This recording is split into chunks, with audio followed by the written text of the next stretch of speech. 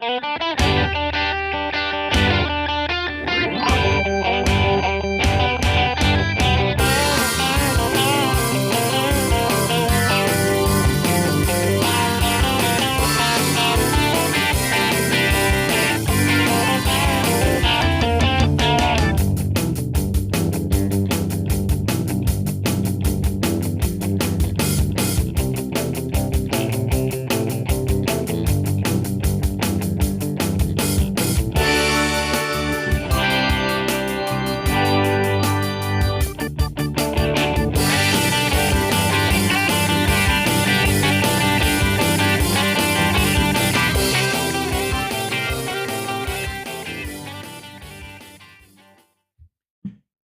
morning, everybody.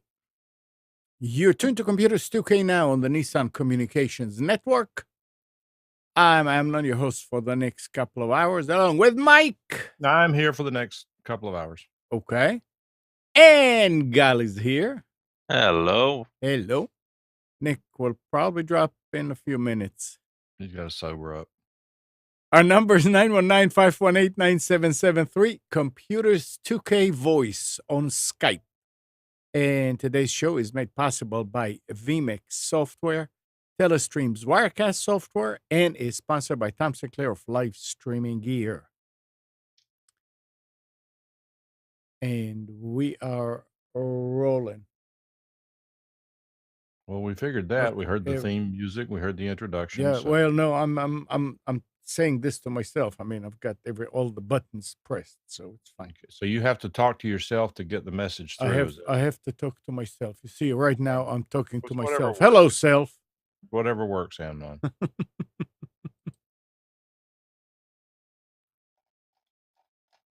right. Well, that was good. All right. So what did I miss last week? Nothing. That was quick. And Gall, I want you to meet Steve. Steve is I started to say one of our former co-hosts, but he's one of our co-hosts because he's always welcome. Steve is in the UK. He is one of our favorite people in the world. He's in chat. He hasn't been here in a long time, so we're glad he's back. So we're not even going to spank him at the moment. Paltalk must be down. I don't know. That's why Steve is here now. Well, I hope you'll come back, Steve, and obviously you're welcome to join us. Absolutely, anytime. You know, I had nothing to do with so real. My webcam would not work. I restarted Windows like 4 times. Wine. I don't appreciate these comments being made. You look fairly sober. What happened? I don't know. My camera wouldn't work. I had to swap USB. I had to move USB buses. It wouldn't work on my one bus. I have it plugged into the front of my computer. Had that happen with a printer I call them a customer. They are a customer, but they all of a sudden their K550 printer disappeared. And since I do everything remotely, I couldn't think of what to do. I did a scan looking for the printer. The Windows 10 wouldn't find it. I had her go in, unplug the USB, plug it into a different USB port. Boom, no problem. I don't normally my solution is just unplug it and plug it back in, but that didn't work this morning. That's another thing you need to get from me next time you hear Nick is another USB card. I have a USB card, and it doesn't help if you plug the cam into it permanently. It's still it does, but it still has a problem. Sometimes the camera just I don't know what it is. Sometimes it just doesn't show up. It'll work for like 2 weeks. It'll be fine. And then, like, for the last 3 days, it hasn't. Every time I restart my computer, I have to unplug it. But today, no good. But don't worry, I'm here. Oh. Welcome back, all. Thank you. Good to be back. Look who's in chat, Nick. Yeah, I saw some. So. Well, he said hello to you. Steve is in the chat, and Tish is in the chat. Tish is back? Oh, then I'm just going to go then. If everybody else is back, there's a problem. I wonder what kind of soup we have in the chat.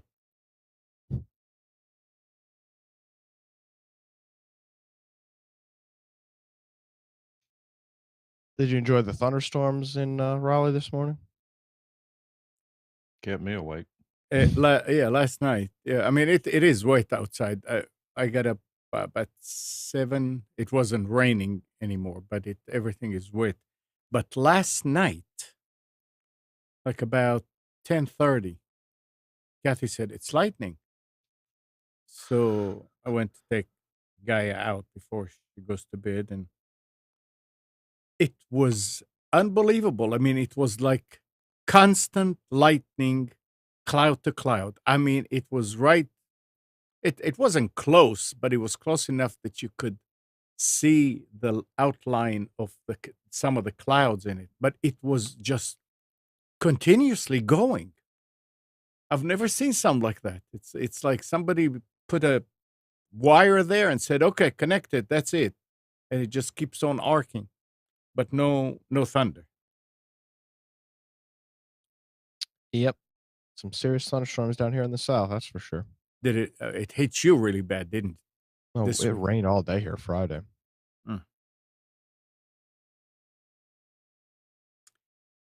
Yeah, it's fine. We need it.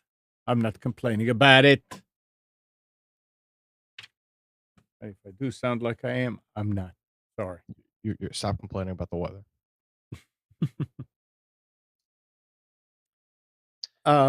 Okay, what? Somebody was going to say Yeah, something? Gal, come on, Gal. Speak up. Let's go. Come on. You know, you Well, got something to say. We can all tell. I have a sort of follow-up to the original cord cutting show that we did. One of the questions that came on back and back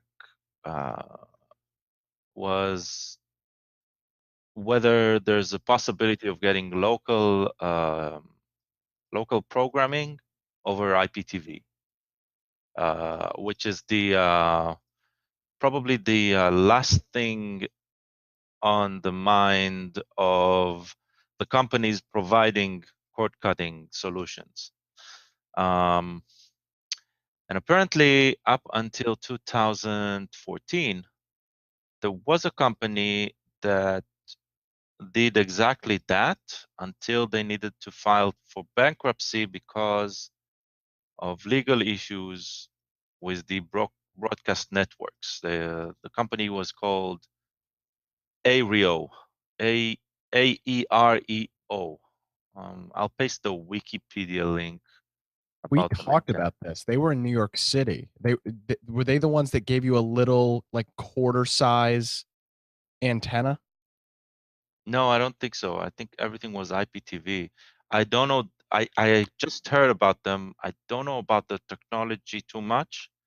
But This is them. Yeah, from what I remember, the way they had it set up is in the city of New York. The way they got around doing it is every person had their own antenna, and they were all quarter size antennas.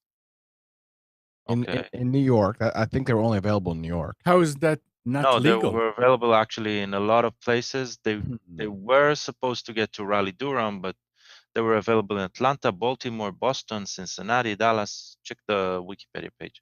They were doing something with the antennas. I don't remember what exactly it was, but they got sued by, I think they got sued in New York over it. I remember looking at this. Spence talked about this. Yeah, so it seems that just passing the free over the air broadcast, right? When you want to do it as a business, has implications, and the implications are the copyrighted material of the broadcasting network. Yeah, I remember. That's a pain.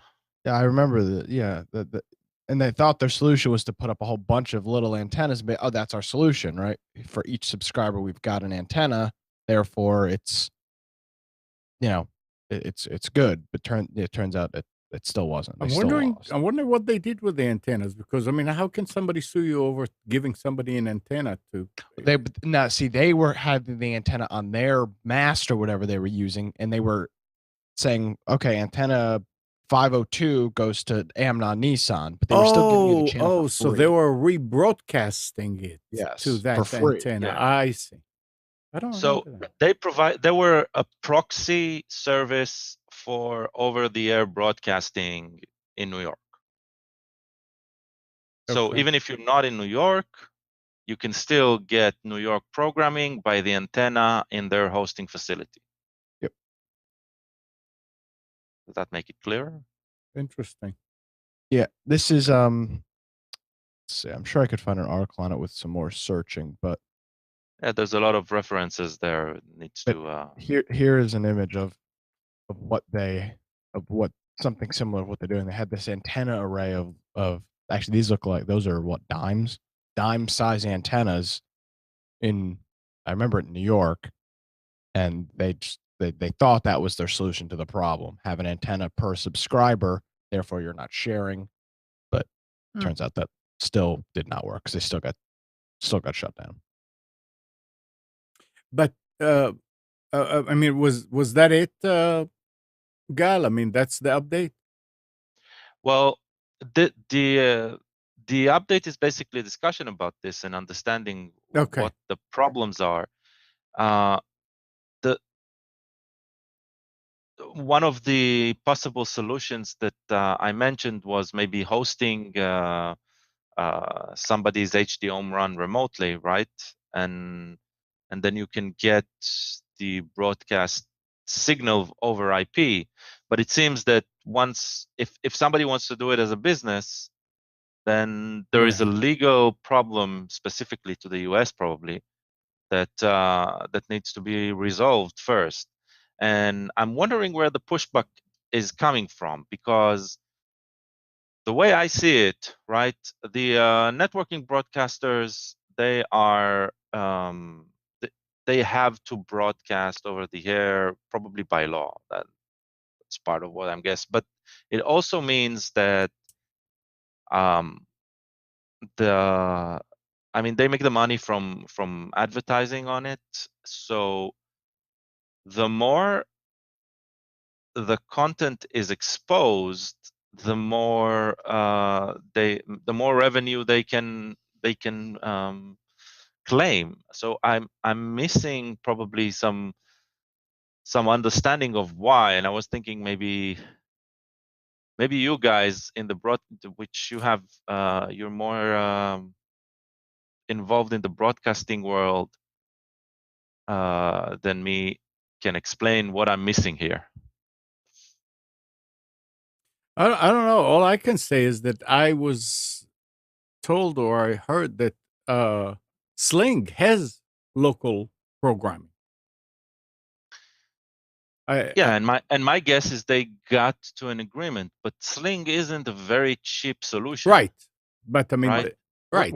I'm not sure what the question is. If you're wondering why Arrow was not able to carry local stations, there are two things. Number one, it's an absolute copyright violation if you rebroadcast a signal without permission. Point blank, period, end of story, no further discussion, but for the exemptions that we're not talking about here. Having said that, the cable companies and Uverse pay the local stations for the privilege of carrying their content. It ought to be the other way around, but it's not. If these services want to negotiate the ability to carry these signals with the local stations, then they can do that and pay as much or more than the cable companies are paying. But the fact is that the stations they don't have mandatory copyright issues. They don't have to agree to it.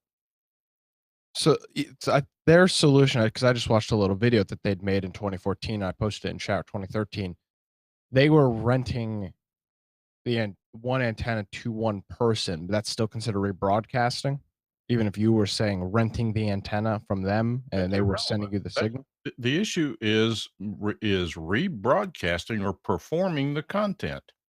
Nobody in the world can pick up this Computers 2K Now stream. No one in the world can pick it up and rebroadcast it without Amnon's permission. True. Now, yeah, you're right. You're right. Yeah. There's always an exception. For example, of these 50, 60, 70 streaming places that Amnon's sending it to, if any one of them has in their terms of service that you are free to rebroadcast any stream you see on our server because the people broadcasting consent to you being able to do that, then you could rebroadcast from that server. But I will guarantee you, YouTube does not give you that right. Well, it's you can call embedding. I mean, what we're doing right now, when we're embedding the YouTube feed into NissanCommunications.com and into computers2know.com, that's rebroadcasting. No, it's not. Why? Embedding did not exist when the copyright laws were written. There was no such thing. But what you're doing, for example, where you have it embedded, if you click on it, it takes you to the original source. Correct. So what you're doing is, in essence, embedding is really linking with preview to some extent. Now, how that's worked out in the last 10 years with regard to the law, I don't know. But I mean, all this thing about we don't charge for it, and I mean, it just amuses. We've talked about this before. It amuses me to go to videos on YouTube where someone will take copyrighted content. They have no right to it at all. They have not contacted the person who owns it. They haven't asked for permission to rebroadcast it. They put it on YouTube with a disclaimer: no copyright infringement is intended. I do not own this video. I do not own this video. Okay, well, then you don't have a right to put it up there. The point being that most content producers want their content in as many places as they can get it. They want it. I mean, if somebody called you, Amnon, and said, we want to rebroadcast, well, this actually is an interesting question. We want to rebroadcast your stream in Israel. And you would say instantly, yes, absolutely, go right ahead. But that's not really what you want to do, because you don't get to control that stream. So if you end up having to change distribution methods, now all of a sudden you potentially lose that feed to Israel because it's not part of your distribution scheme. And if we were cared about quality, that would be poor customer service to all of a sudden have the stream disappear until you could contact the person who's restreaming it and give them the new URL and make sure that they've got the right decoding and all that crap. Yeah. The law is unequivocal about it. People have made excuses right and left. And yes, there have been some hokey decisions about, well, you can do this if it's only 29 seconds, which is nowhere in the law. And you can redo this, and no, they're not going to come. Well, the fact of the matter is, right now, you can go out on the highway and drive 100 miles an hour as long as you want to, unless you find a cop. Then you will have to stop doing it. It's the same here. You can infringe all the copyrights in the world you want to until you get caught. Right. But so here's the difference in what I'm seeing. And while it is technically rebroadcasting, right? Basically what I'm looking for is a way for me to just change the medium without changing the consumption method, right? So I don't do that in normal terminology. What is it you want to do? So, I mean, right now, the only way for me to get the content is putting an antenna on top of my somewhere around my house, right? And getting that content. No, you could subscribe to cable and get it. Okay, fair enough. But when I put an antenna on my home, that's free, right? That's the only investment I need to do monetary wise. The equipment doesn't count. It's the content that's at issue here. No, I see what we understand. Don't interrupt. No, don't interrupt, because this is important, and it gets really confusing if you don't get it all laid out in front of you. A lot of people, for example, used to say, well, I'm paying for the right to copy music because I had to buy the cassette tape, or I had to buy the recorder, or I had to pay for my cable service. I have a right to record. No, that's not the money they're talking about. They're talking about the money for the content, which is why the Sony Betamax decision with the Supreme Court, originally VCRs were going to be out the window, because that was, in fact, a copyright infringement. You were recording a television show and playing it back later on a tape. this was 88, I think it was. That was, by all definition, it was an infringement of the copyright. Now, what the Supreme Court said, wait a minute. The issue here is that you as a consumer need to pay the producer of the content for that content.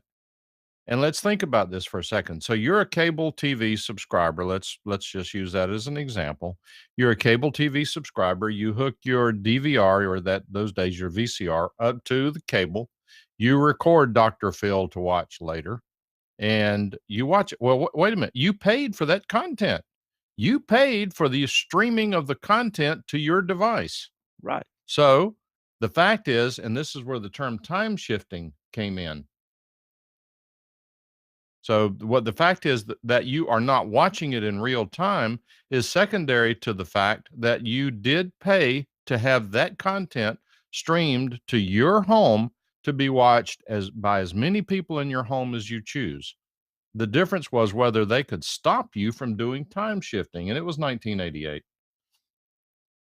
I thought that's what I said, but I'm not sure. But so the distinctions and this is why, again, Gall, people will say, well, if you want to get technical, yes, litigation is very, very technical. If you're I interested, I know agree. you're not, but if you're interested, I can show you several lawsuits that were decided on the placement of a comma. And in one case in North Carolina, the price of that comma was $8 million in an estate lawsuit. So yes, we have to get technical. I understand. That's why I'm asking a technical question. But so, point taken. You're talking about, right, the right to get content that you are. I don't want to say buy, but entitled to. No, Right, you buy putting it. on the antenna Oh. at your house, you are entitled for that content. No. If you put up an antenna, you are entitled to receive local broadcast signals for the purpose for which they were intended.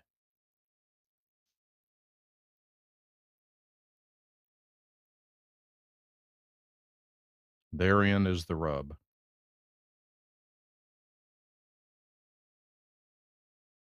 I'm doing something. Trying to think what the difference is between that video cassette and the aerial broadcasting content. Okay, perfect. I can answer that. If you can legally hook up to the aerial, you can hook up a DVR now. You can hook up a DVR with a tuner to that aerial. You can record all the shows you want to watch it yourself in your home. Right. Legally, you cannot transfer it outside of your home. So, what if you have the DVR in your home and you want to watch on the train? At that point, you could now make the argument that that content's being transferred outside your home. Absolutely. Really? Now, let's be clear. Outside the home is not the legal standard. I use that as a convenient point of reference. Mm-hmm. You could argue that you are sending that content over a yet another service beyond the. I mean, you can make an argument. You want to get technical. You want to make an argument. You could make an argument that sharing it over your home network is not legal.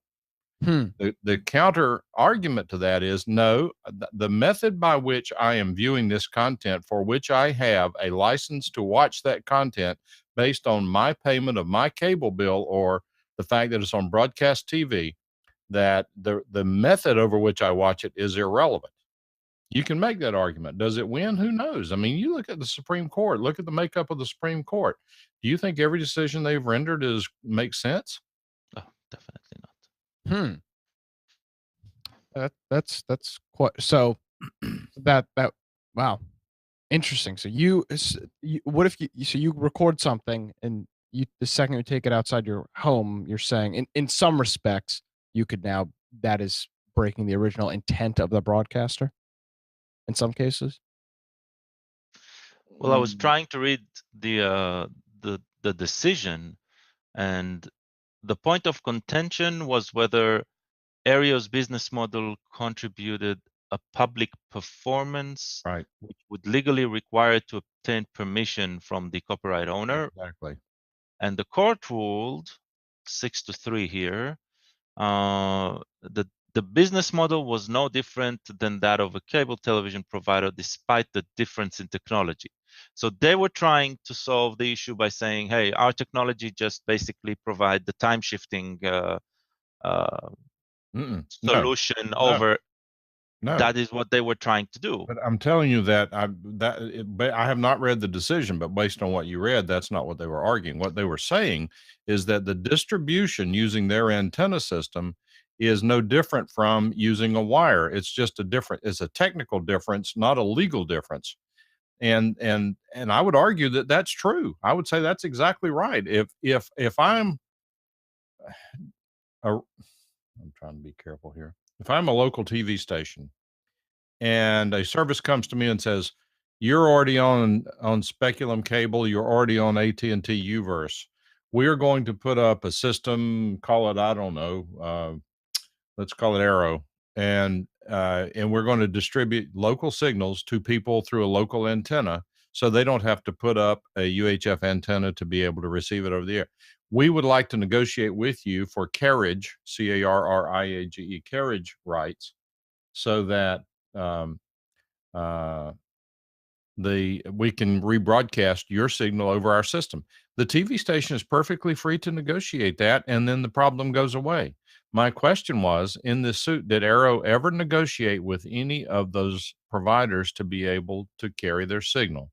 Well, I assume they have not, right? That's why they lost. But Right. And That's the fastest way to go out of business, in my opinion, is copyright. and I'm reading this too. It was so they were violating copyright, as you're saying, Mike, but it wasn't because of live TV. The Supreme Court said it was because they were playing back recordings of broadcast TV shows. So they were nailed over the fact of that they were nailed over their cloud DVR, not over their cloud live TV service. I sense that it was one of many issues. Yeah, it says even though it legally captures the shows over the air and obtains individual copies, aka antennas for each viewers, they argue that they were merely providing the technology and their subscribers were renting it, but obviously that didn't work. A smart, or good try, I guess. And I mean, I don't know how accurate this is, but this Verge article claims it's one of the most important rulings since the '84 Betamax case. So, All right.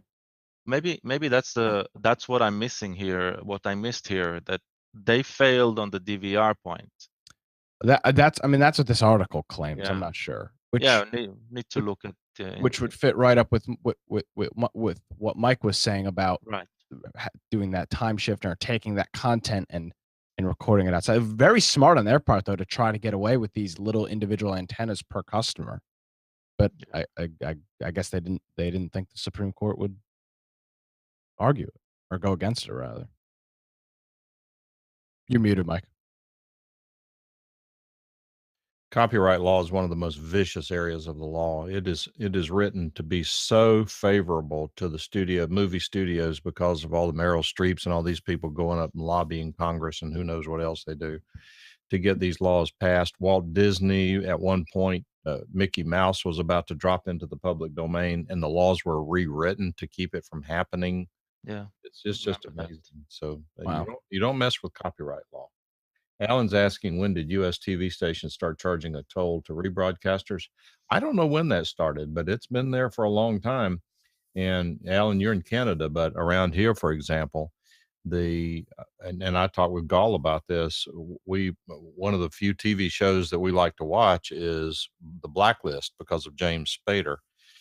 And back when the season started in September, I guess it was September, WREL and AT&T were in negotiations for carriage rights, and AT&T would not cave, so we were not able to get REL. It was a great time for that. I'd give up the series I wish they'd take it off and take it off the bill, but they didn't reduce the bill any during that period of time.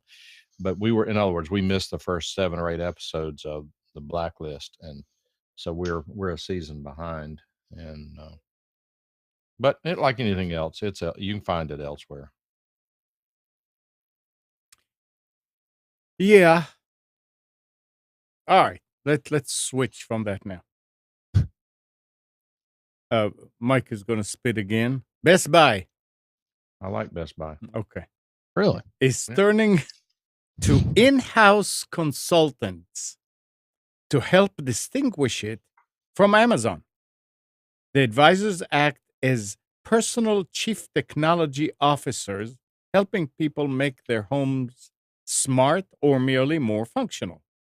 Unlike the Geek Squad and Blue Shirts working in stores, they'll be paid an annual salary instead of an hourly wage, and their house calls are free. It can last as long as 90 minutes. Wow. They're supposed to establish a long-term relationship with their customers rather than chase one-time transactions. It says with more than 1,000 big box stores in North America and about 125,000 employees, Best Buy was supposed to have succumbed to the inevitable.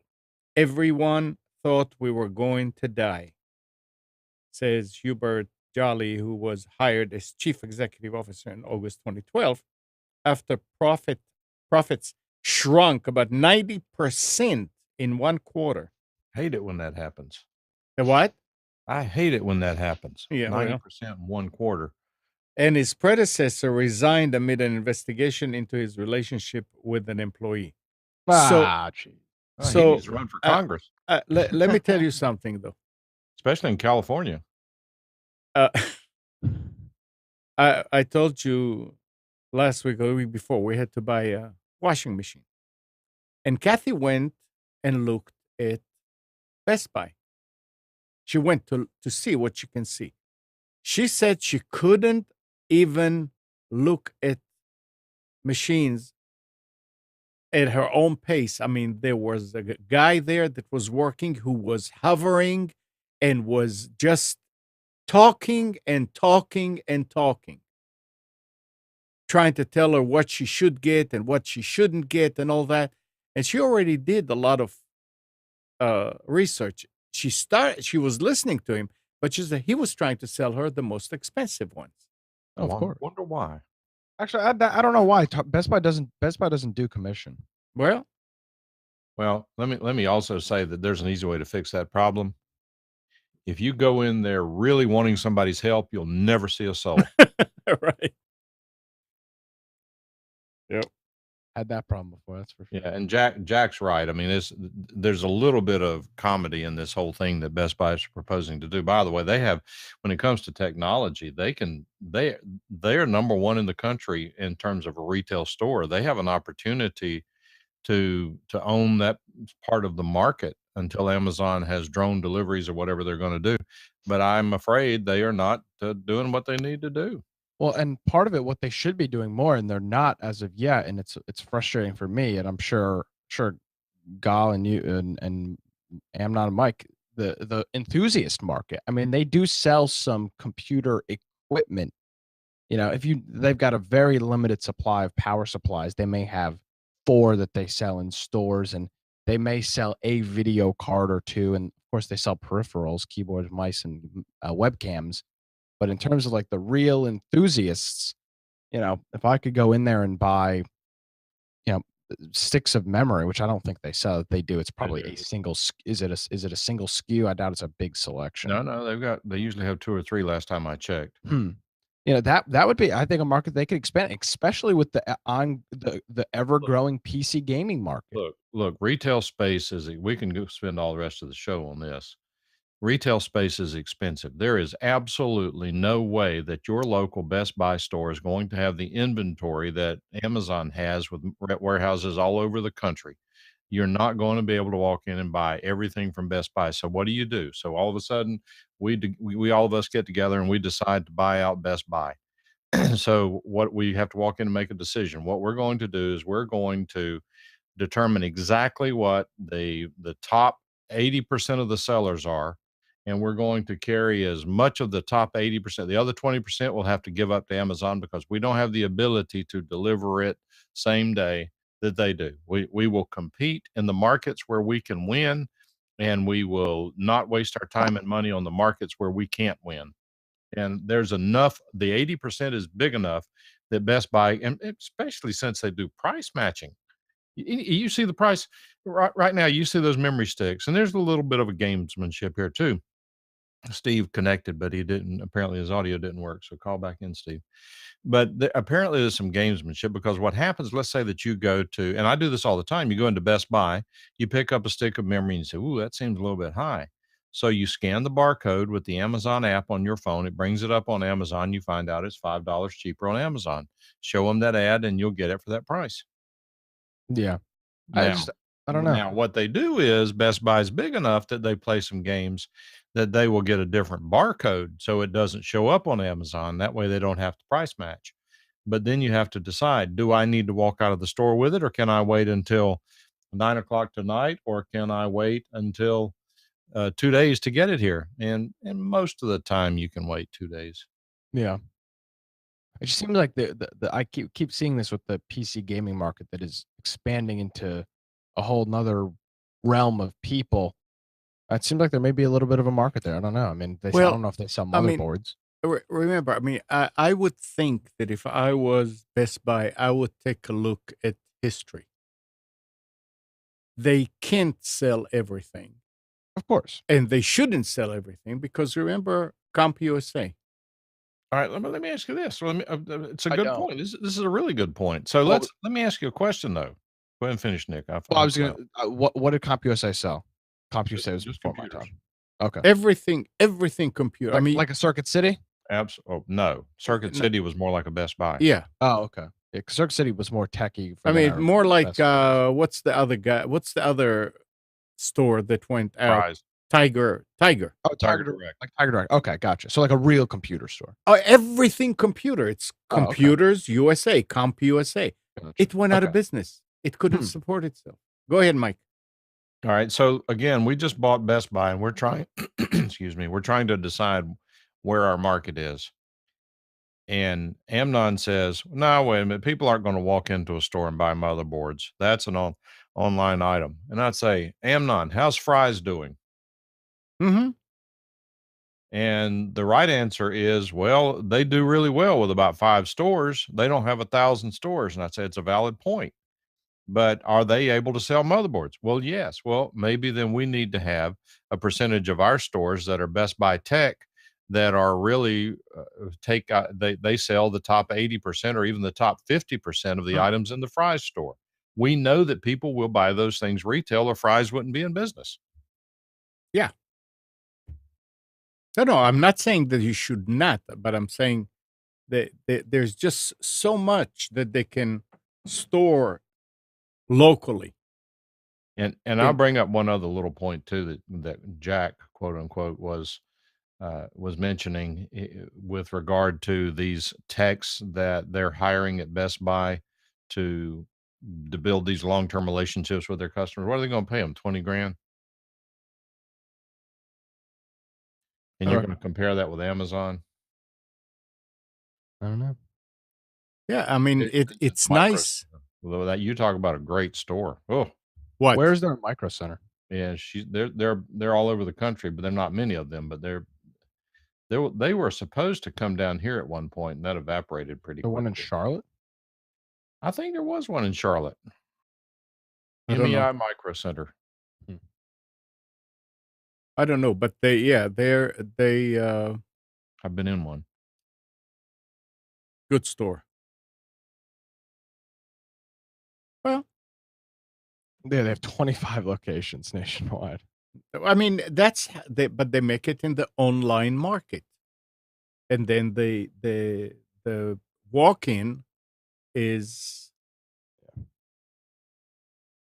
part of Yeah, it. I mean, it's almost. I mean, every company would have to have warehouses in order to sell you stuff. So Yeah. instead of having a warehouse, you just have a store. And it's also serves as a warehouse and as a shipping point. So if people walk in and people are lucky to live in an area where they have it, then that's great. They don't Uh, have one in New York anymore. Well, they have 4 in New York City. In North Carolina, I don't know what I said. Oh, I was looking at New York, yeah, Flushing, Brooklyn, Westbury, and 1, 2, 3, 4 in Yonkers. Yonkers. Yeah. It's interesting.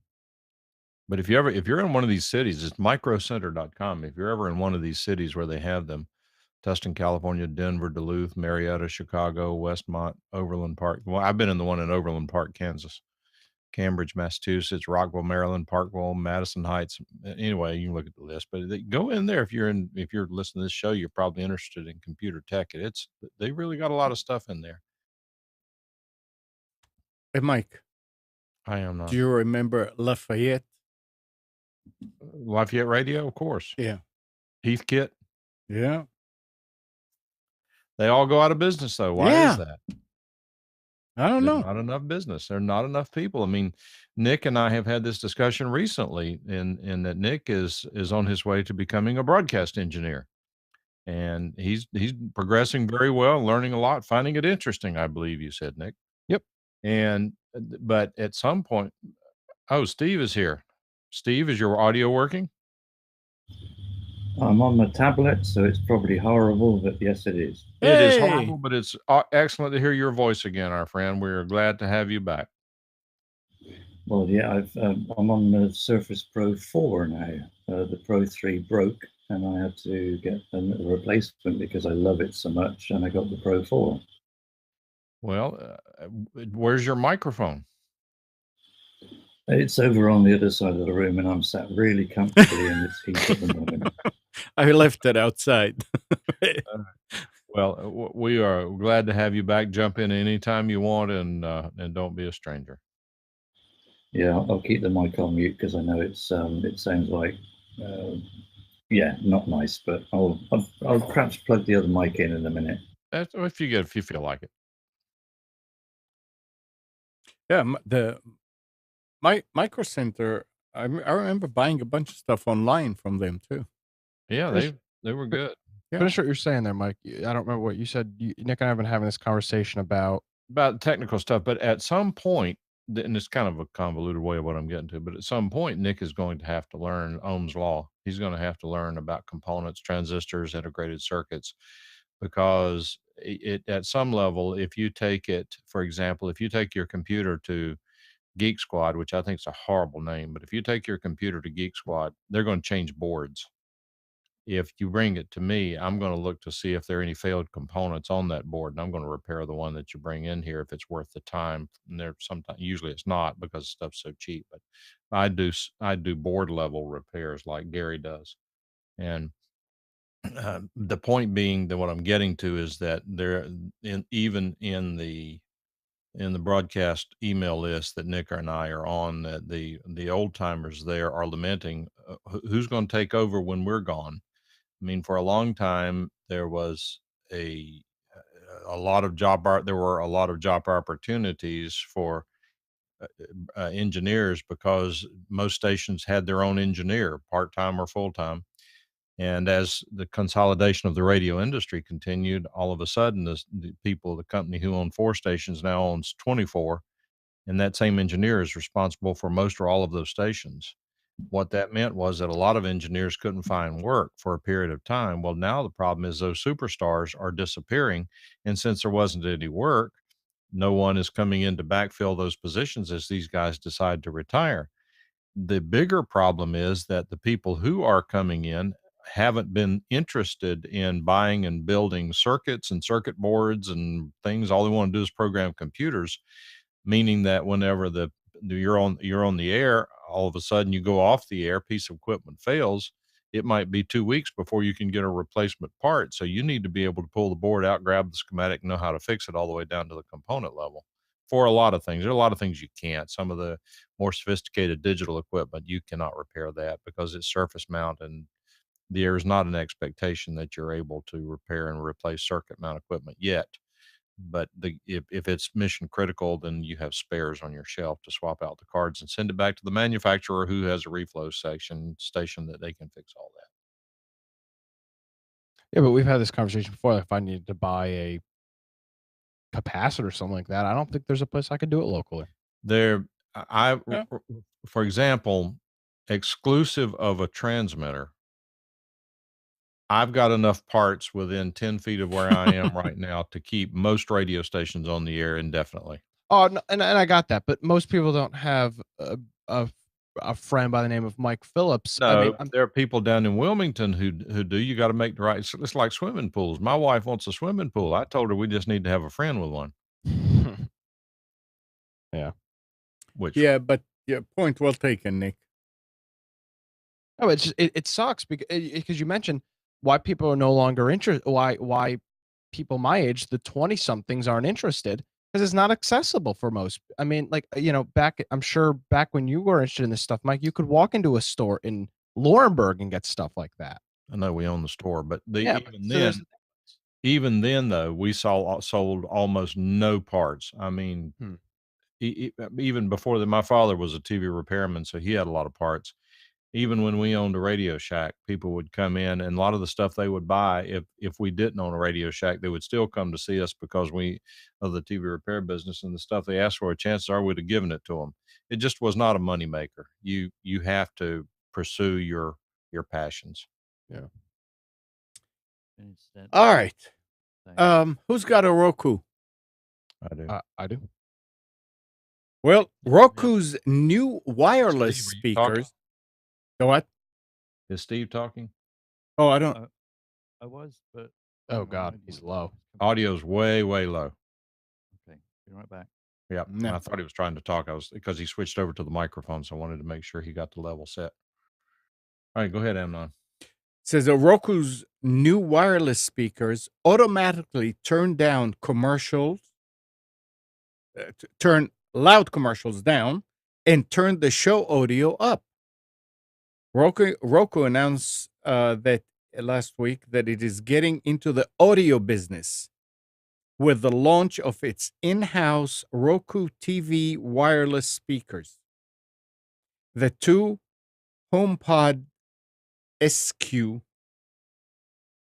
speakers work exclusively and wirelessly with Roku TVs and feature software that will optimize audio from anything connected to the pair, including cable boxes, antennas, and Bluetooth devices.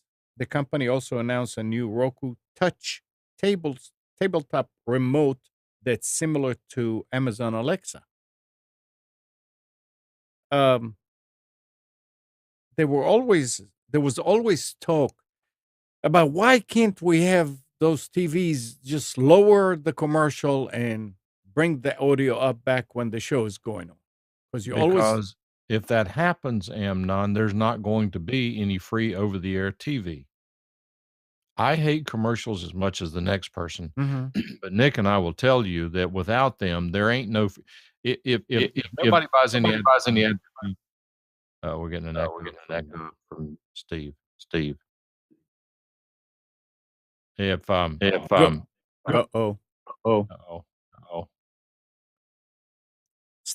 getting an echo from you. There we go. Perfect.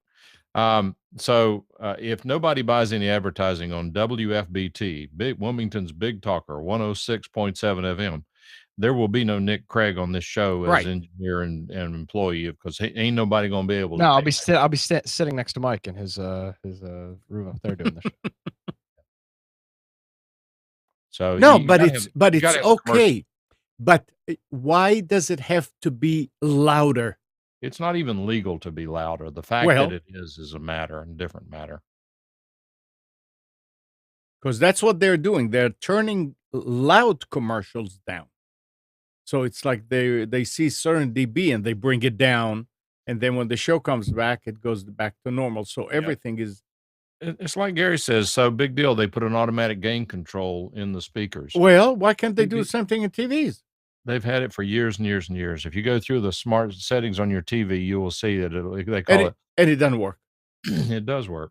I don't know. Automatic level control, automatic gain control. It does work. Works on computers, doesn't work on TVs. I don't know why. You watch it over your TV. But it's interesting. They're getting into the audio business. I think it's great. And see, Roku to me is an amazing company. Hats off to these guys for what they've been able to do. they came along and they changed the face of TV and distributed video. No question about it. Mm-hmm. I get the sense that they're going to go the way of BlackBerry. They're going to let the world be stolen away from them. Because Evidence with Alexa. Look at the echoes. And that Roku had the technology to make it happen, maybe except for the voice recognition. They could have probably bought that. I don't think Amazon developed it, did it? With the whole wake up thing? Yeah. No, Microsoft had that on their Xbox 360. They probably all stole it from Apple. Oh, of course, yeah. Apple got it when they built the computer for the first time after they stole from Xerox. Right. Who stole it from TI, but that's another matter. That's right. So Apple didn't steal it, but the first time you steal it, that's theft. The second time, it's research. There you go. Okay. Learn something new every day. Yeah. So what were you going to say? I've interrupted, and I'll go get coffee now. Who, me? Did you finish your story about? Yeah. That was that was it. About I was going to say, but the audio is not important, so I don't know why they're getting into it. I agree.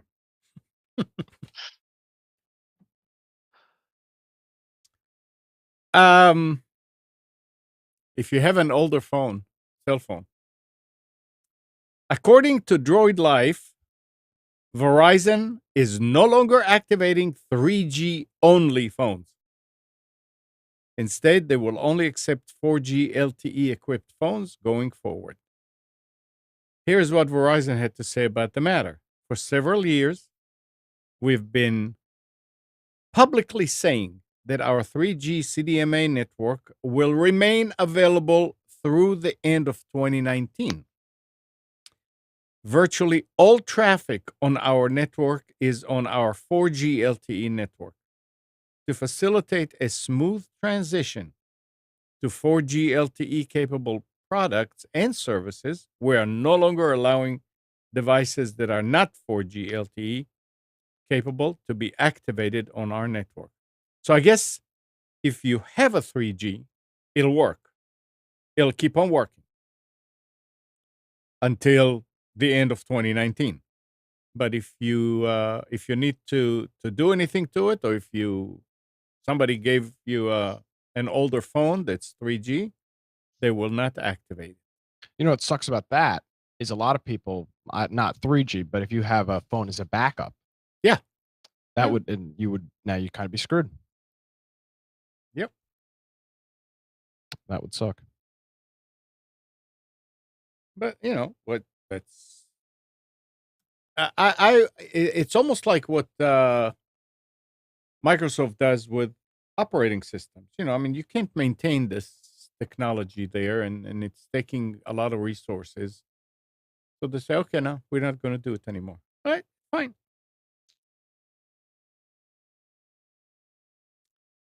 Is this working now? Yes. No echo? Nope. That's excellent. It's you're kind of low. That's as high as it'll Yeah, go. I can't that's get fine. any higher. Well, I must bring the microphone closer to my mouth then. Steve, I'm interested to know what happened with your Surface Pro 3. My daughter wants one for work, and I've heard mixed messages on the Surface Pro, but if you've gone to the 4, then you obviously like it and are sold on it. I'd be interested in hearing what happened. It just stopped working. It wouldn't switch on. And then it would switch itself off when you could manage to get it to switch on. No rhyme, no reason for it. It just started one day. I switched it off one night, came down the following morning, pressed the button, nothing. Pressed the button again, nothing. Pressed it again. Oh, it's come on. And then it would just turn off. Almost like it was overheating, but it wasn't. And it was just really random. Whenever it felt like it would work, and then it didn't. Luckily, I managed to get a backup done of it onto an external drive. Looked about getting it repaired. Forget it. Nobody is interested in repairing it. And I managed to get, in the end, from Microsoft, a refurbished unit I had to send them my Surface 3 back, thinking I was getting another Surface 3, but I didn't. I got a Surface 4.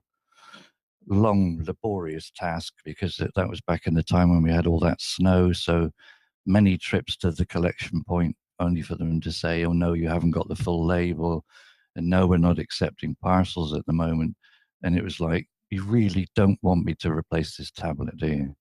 So finally managed to get it back to them, and I got the Surface Pro 4 in return.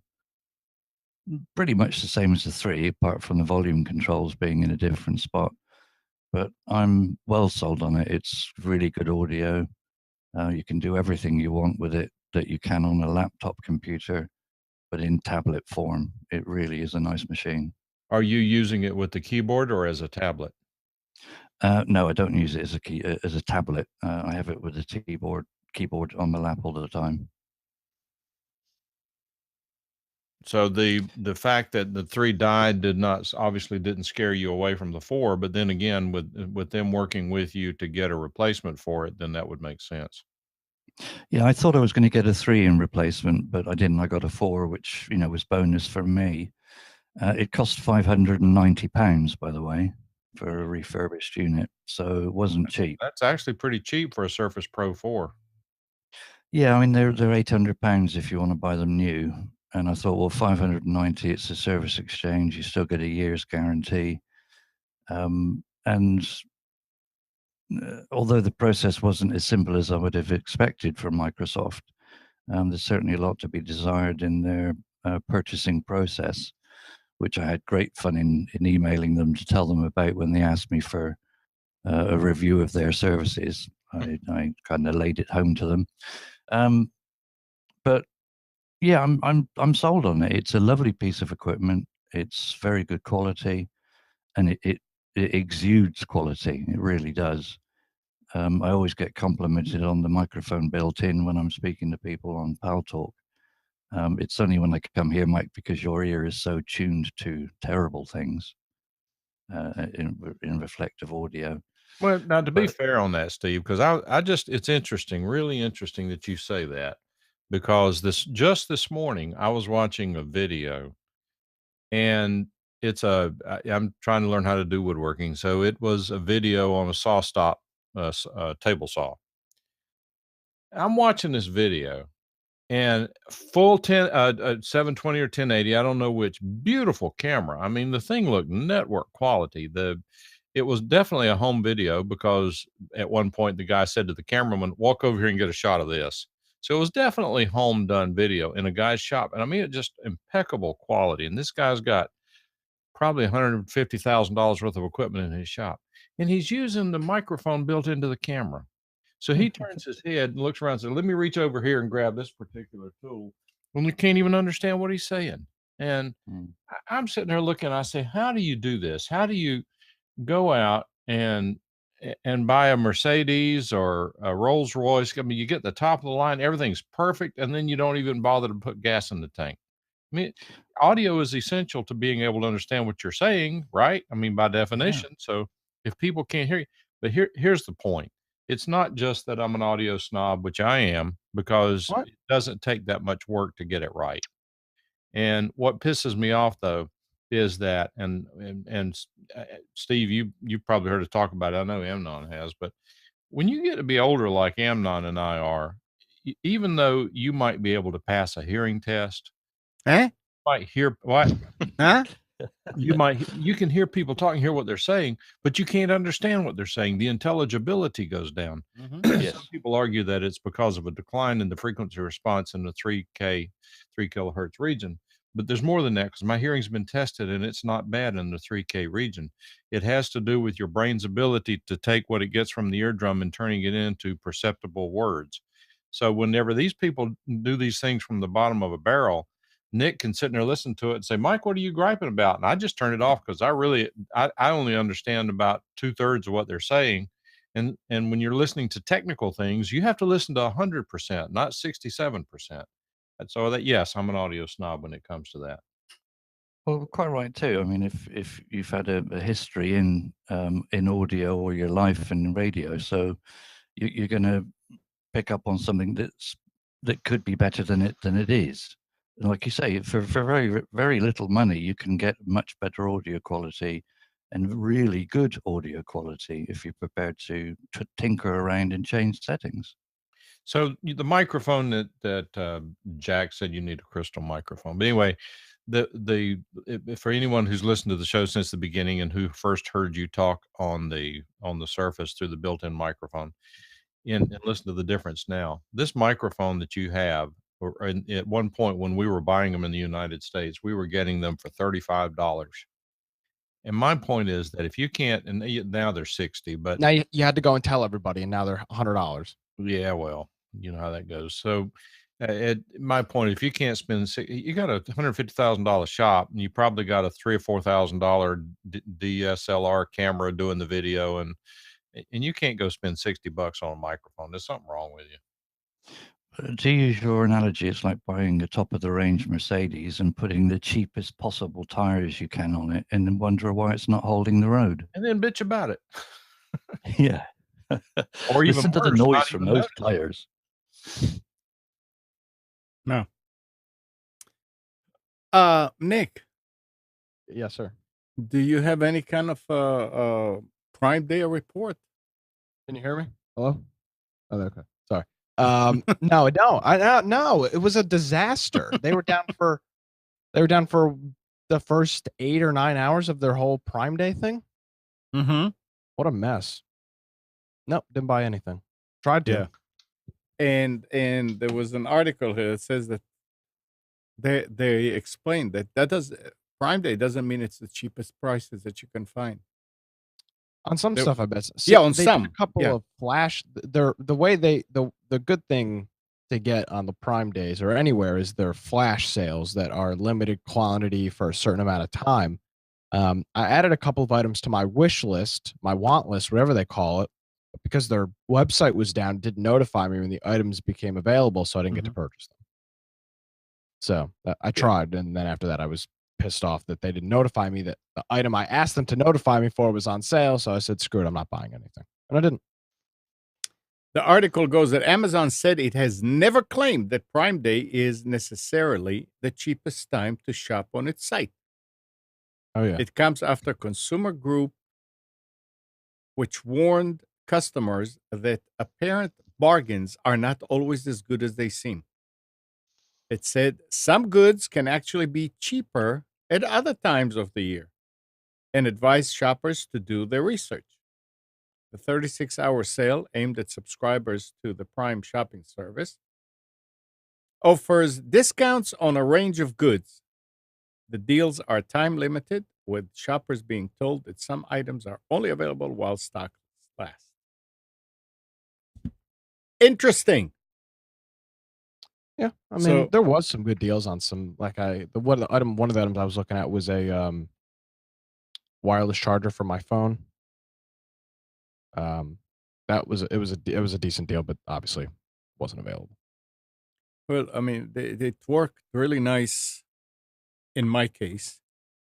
Kathy went to Whole Foods, and they had, and she always goes to those aisles where they have specials. And there were some cleaning products that she needed, and she realized that they were a lot cheaper than other places. She bought, I think, $15 worth. And she's using the Prime card, which gives you 10% on top of it. And by using it, we got $10 into the Amazon account. I use coffee that I like from Amazon that's light roasted, which is like $34 for a 5-pound bag. So I said, okay, here's a chance. Bought that and put the $10 in, was $24. So everything all over the experience was good. But then, yeah, if you think, okay, how much you pay a year and all that, well, now it's not that great. But they overhyped the event. I mean, they run commercials on TV and radio, which Amazon never advertises. Right. And there's some deal. I mean, I don't know. Maybe if you're, I don't know who you are, but there's stuff that there's just weird stuff on sale. And I just I don't know. It's just most of the stuff scrolling through the Prime Day stuff, it just didn't. It's look, this is when you hear, if you don't pay attention, you haven't heard it, but you'll hear a lot of references in the media to big data. And this usually means lawyers and business people who don't really know anything about the internet. So they come up with a name. This is big data. Well, big data in essence means Google and their compatriots. And it's really scary because Google can, for example, they can predict a flu outbreak because of the number of people searching for flu-like symptoms out of an area, and then they concentrate it. I mean, Gall would be able to address this better than anybody, but it's absolutely stunning what Google knows about each one of us, particularly cumulatively speaking, as a group, like a town, a city, a neighborhood. They can and they can sell that information. It's very, very valuable information. If Google Fiber wants to go into a neighborhood, they can probably tell you things on a house by house basis that you would be stunned that anyone what your spendable income is, how often you get packages, how likely you are to use the internet. I mean, all this stuff is available just by the Google searches that you do and the other information that they provide. So, I mean, it's the case in point is that Amazon has that same ability, so they're able to find the best way to. I don't mean this way it's going to sound. I really don't. I don't mean as bad as it sounds. If they really wanted to screw us, they can do it very intelligently. They can really trick us into buying things because they have the data to back up those techniques. I'm not saying they do that. They probably do, but I'm not saying that. I'm saying that if that were their objective, they have the tools to do it. They could do instanced sales and they would make a fortune. Instanced by, I mean, they know that Mike has been looking for a new cordless drill, and for just his instance, which they only have 4. Yeah, well, yeah. I mean, I can see 3 in your video. Mike needs a new cordless drill. He's been looking at one. He decides, he's looking at one that's $400 or whatever, making some price. They can give him an instance 50% off, just like that. But just instant. So now Mike goes, Amnon, I got this $400 drill for $350. Amnon goes, it's not $350 for me. Instance. Look at that, brand new in the box. Yeah. There you go. The thing that gets me with Amazon is when you're looking at stuff and then they start sending you adverts because you've been looking at stuff. When you eventually plump and think, right, I'm going to buy it, and you do buy it, then you still get adverts for the stuff that you've just bought. No. Show me items that are similar to that or that relate to that. Don't show me the item I've just bought. And that's just sloppy big data, in my opinion, because you're right. I mean, what's the market for someone to buy what they just bought? Now, if they were sending you accessories for the item you just bought, that would be smart. Exactly. But many times, I mean, I do buy a fair amount from Amazon. I don't shop on eBay anymore. Look at my dog. Isn't she so cute? She's 3 next month. Can you believe it, people? 3. Goodness. Wow. She's improved dramatically. Can you hear any whinging? No. It's amazing. She still whinges. She still likes to let me know that she's here. And, you've spent too long on the computer. Me time now. But she's off in the other room. It's a hot day, so she's laying on the kitchen floor. No, but Amazon, I don't bother with eBay. Gall, you don't know Steve, but Steve does. He is a really good dog owner. He does exactly what he's told to do. Yeah, she has me wrapped around her little finger. But Amazon, it really drives me crazy because you go onto Amazon, silly. You sign into your account. And then you're looking at various bits and pieces. And then wherever you go on the internet, you see those adverts for the bits and pieces you've been looking for, including, that's what is annoying, when you've bought it. But you know how just drives me nuts. You know how to fix it. You don't sign in. No, you sign in. But you can clear your cookies and that's it. Oh, okay. Well, I'll have to do that more often. Thank goodness for not only that, but hey, Gal, Yeah, you were that showing me was something that was a yesterday. perfect segue. Yeah, what a perfect segue. Tell us how to do what to Yeah. do. So I'll actually do it while I'm running in front of me. So I'll describe what you were expected to see on the screen. So when you Firefox, we talked about that a couple of times in the past. In their new version, they came up with something called tab containers. And the idea of tab containers is the ability of isolating tabs into separate sessions. So everybody knows how tabs, Google Chrome, they introduced the incognito session, which goes away when you close it. So Firefox took that idea and just created incognito tabs on steroids, basically. It came to resolve a couple of issues. The first one is multiple sessions to the same website.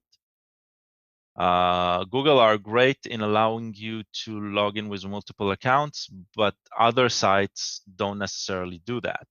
So if you want to check, if you're working on a self-hosted email server and you want to log in as two separate accounts, right? The chances that the server will know how to support that is not probable. Not everyone is Google. Not everyone are built to support multiple services. So Firefox with tab containers, they provide that out of the box. Well, almost out of the box. You need to download an extension to get that working.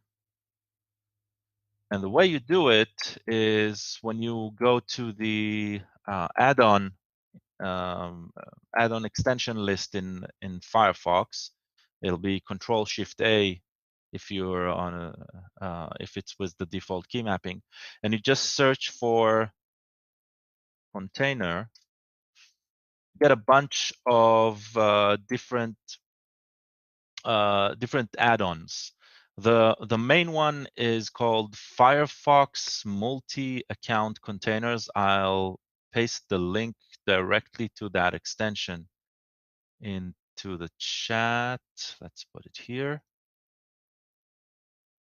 So that's the first one, and that allows you to open separate sessions in specific containers. It comes up with a couple of default ones, personal, work.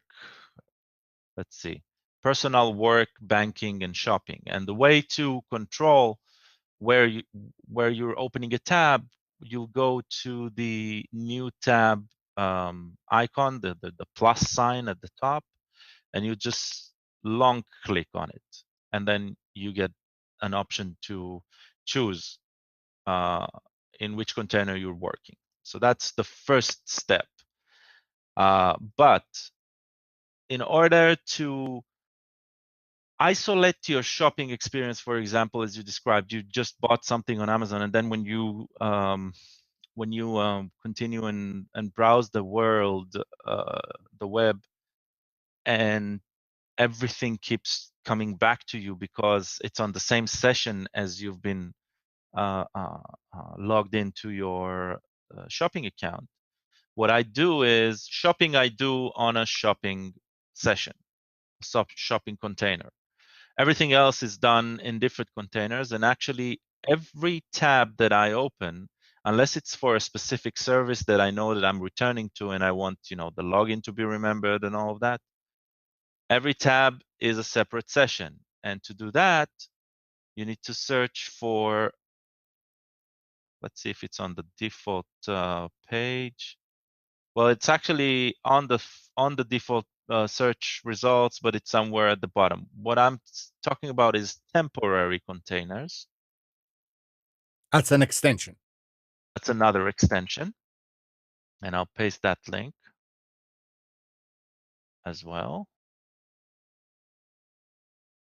Temporary And you containers. can set it up so when you open a new tab, it'll be automatically one of those or not Right, one of those. Yeah. right.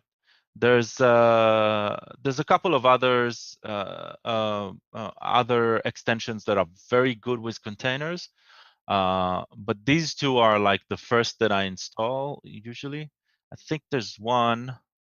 Don't get it too Just yeah, confusing. Yeah.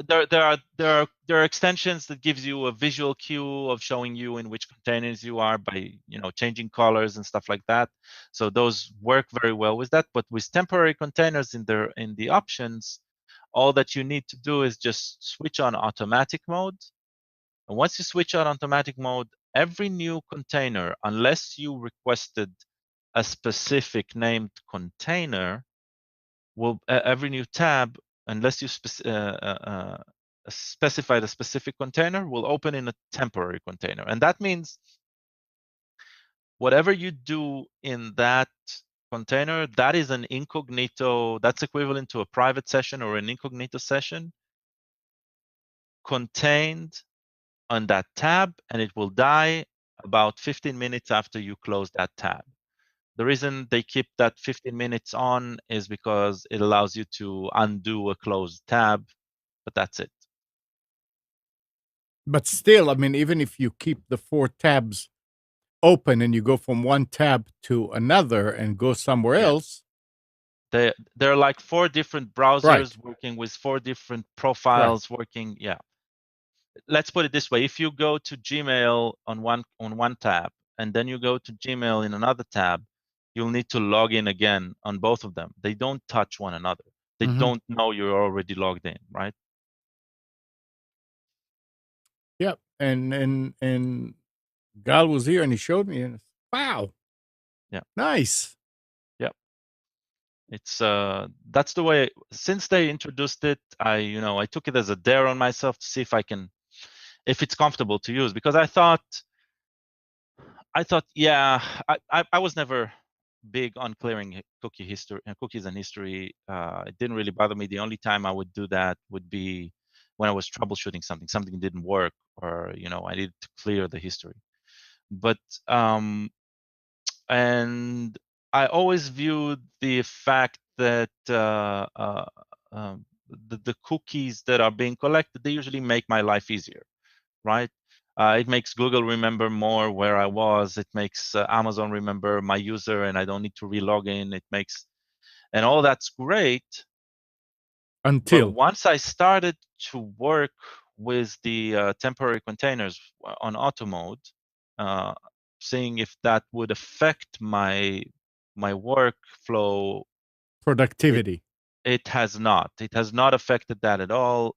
It makes it very easy to use it, and I think it is an excellent practice, even if you're not a paranoid. If you're not paranoid about your data, it is just you're always using a fresh browser, which means that technically you're usually in a better starting position than with the already cluttered session that you used to use. So, yep, definitely recommend it. Yeah, it was nice. It's nice. I used it a couple times yesterday afternoon. Yeah. But yes, Steve, that's if you want to solve the problem altogether, that's what you do. But if it's just annoying that all these things are following you, just clear your cookies and it will not happen anymore. All right, let me go back to hey, Mike. Yes. When did you buy that drill? Which one? The one you just showed. I mean, what was it? About 10 days ago. So you're the reason what happened there. Probably. Jeff Bezos is the richest person in modern history. The Amazon founder net worth broke 150 billion in New York on Monday morning. That's probably what put him over the top, Mike. except for two things. Number one, I didn't buy it from Amazon, and number Oh, two, how many homes could he buy for homeless people with all that money? yeah. He wants to use your money to do it. Why didn't he use his money? Well, I Now, read that it was now, 151 billion. So, I mean, 1 billion, how can you miss 1 billion? I yeah. agree. What's a billion? What can you do with the 1 billion? Can you imagine? Now, listen to the stats. That's about 55 billion more than Microsoft's co-founder Bill Gates, the world's second richest person. Bezos, 54, has now topped Gates in inflation-adjusted terms. The 100 billion mark that Gates hit briefly in 1999 at the height of the dot-com boom would be worth about 149 billion in today's dollars. That makes the Amazon chief executive officer richer than anyone else on earth since at least 1982, when Forbes published its inaugural wealth ranking. He crossed the threshold just as Amazon prepares to kick off its 36 hours summer sale event, Prime Day. I wonder how much that set him off. The company's share price was $1,825 at 11 a.m. in New York, extending its 2018 gain to 56% and giving Bezos a 150 billion fortune. That's insane. Well, I don't like Bill Gates. I don't like what he stands for. I don't like his politics. Yeah. And don't like a lot of his business decisions. In other words, I'm not a fan. Having Right. said that, Yeah. he did have one defense that is correct and you have to agree with. He said, "Yes, I have a lot of money, but it's all on paper and it could be gone tomorrow." Yeah, that's true. Not all of it, but yeah. But it's also true to this Bezos yeah, calculation, right? absolutely. Okay, so you were talking about Nick. You were talking about how they know. Mike, you talked about it, but data, big data, and how they do this. Listen to this here. Child and adolescent psychologist Richard Fried writes, parents have no idea that lurking behind their kids' screens and phones are a multitude of psychologists, neuroscientists, and social science experts who use their knowledge of psychological vulnerabilities to devise products that capture kids' attention for the sake of industry profit. What these parents and most of the world have yet to grasp is that psychology, a discipline that we associate with healing, is now being used as a weapon against children. Ramsey Brown, the founder of Dopamine Labs, says in a KQED Science article, we have now developed a rigorous technology of the human mind, and that is both exciting and terrifying. Okay, I have to cry foul. Yeah. You what? This has been going on for years. Yeah. It's just becoming more sophisticated. Yeah, right. It's becoming more sophisticated now, and they have a lot more to work with because they have all these people glued to their screens and doing things. But let me just finish this. We have the ability to twiddle some knobs in a machine learning dashboard we build, and around the world, hundreds of thousands of people are going to quietly change their behavior in ways that, unbeknownst to us, to them, feel second nature, but are really by design. That is scary. And they do have the ability to do that. Just like we were talking about, you go on the net and they know what you're doing and they know what to serve you and they know where to recommend you go and all that kind of stuff. That is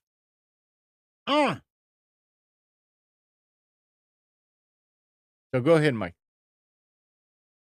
No, I was just going to say that this is nothing new. Human nature is not new. The same things that turned people on 1,000 years ago are the same now. They just have changed in outward appearance and so forth. People still want health, wealth, happiness. The needs are the same, but the question is, how are we able to more carefully refine that information? That's what's new. It's gotten better over time. I mean, you say that, well, and this is kind of a pet peeve of mine, because you're absolutely right. You say to parents that these companies, the Amazons and the Google, they're targeting your children. They have psychologists on staff sitting around in think tanks trying to figure out better ways to sell products to your minor children. Okay, that's been going on for years. Look at cereal. You don't think Kellogg's has pioneered how to get children to buy boxes of cereal with just sugar?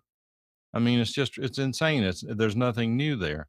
But it goes back to how you choose to live your life. And an unrelated consideration is that you will see a lot of times, let's just take a divorce case. And in a divorce case, you say, okay, my wife is suing me for divorce and the trial is on Tuesday. Does she have a lawyer? Oh yeah, she's got a good lawyer. Do you have no, I can't afford one. I'm just going to do it myself. Okay. So the laws were written by lawyers. The judge is a lawyer. Your wife has a lawyer, but you're comfortable going in by yourself. I actually had back in the 80s, a buddy of mine did this, and it's a true story. And he came in, and he said, I said, Robert, what? Well, who's your lawyer? I don't have a lawyer. What's the matter? We've done this so many times. I'm just not, I'm going to do it myself. I'm tired of wasting all this money. These guys, these lawyers, they're just, all they do is take your money. I can do anything they can do. They're not any smarter than I. Okay, Robert, that's stupid. No, that's what I'm going to do. Okay.